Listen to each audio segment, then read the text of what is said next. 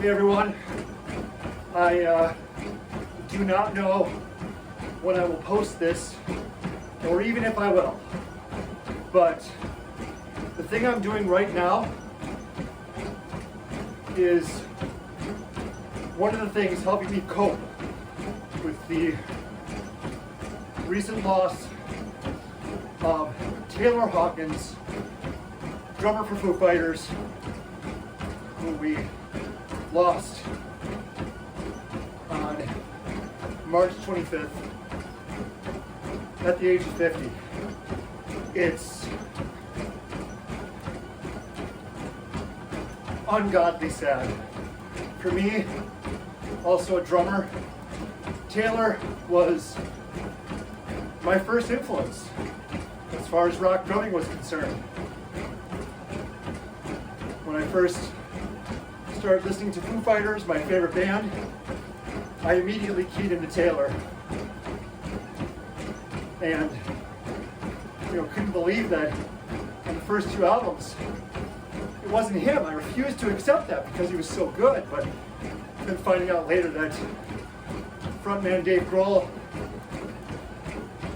did all the drumming and he did great. That's honestly my thoughts on Taylor overall.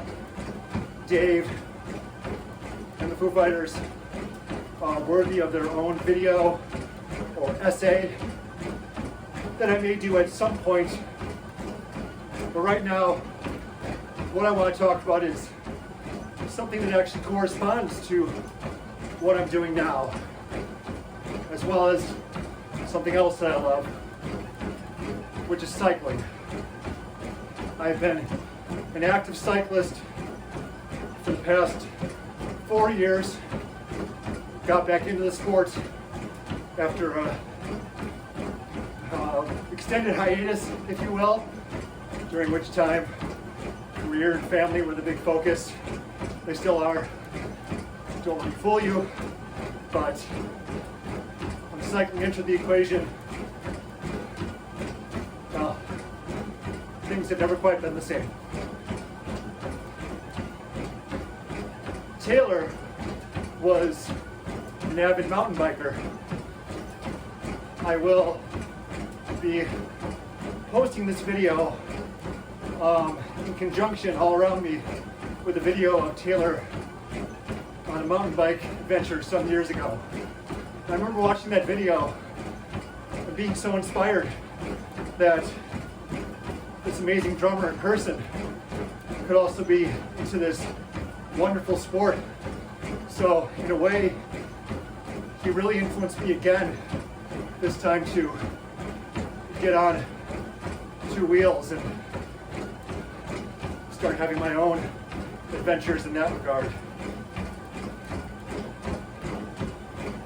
With these videos that I make on the treadmill, I am very much, free-forming what I say.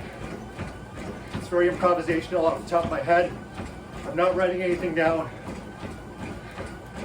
I'm going to be honest, despite the fact that I'm currently doing something that is meant to distract me, it's not easy to talk about. Taylor meant a lot to me, and was fortunate to meet him at a concert, oh goodness, 19 years prior to right now, in May, I believe, of 2003 down in Chicago. That was incredible. Even though I never knew him personally, we were never friends or anything like that, I think that we're all allowed to still mourn his death, as I do. This has not been easy, and I will forever kick myself for not seeing the band when they came to town this past July. Whether they go on or not, I will forever look at that drum seat, now empty, and imagine that mane of blonde hair and those limbs flailing to play some of the most creative, energetic grooves I've ever seen and heard. When you factor in cycling, he was a true Renaissance man. Oh, and he could sing like an angel too. So, I realize not all of you might share my love for Foo and Taylor. When I say Foo, I mean Foo Fighters. But I just hope that at the very least you'll join me in looking back on his life. Maybe you've heard a Foo Fighters song at some point. Maybe you've seen them. Doesn't matter.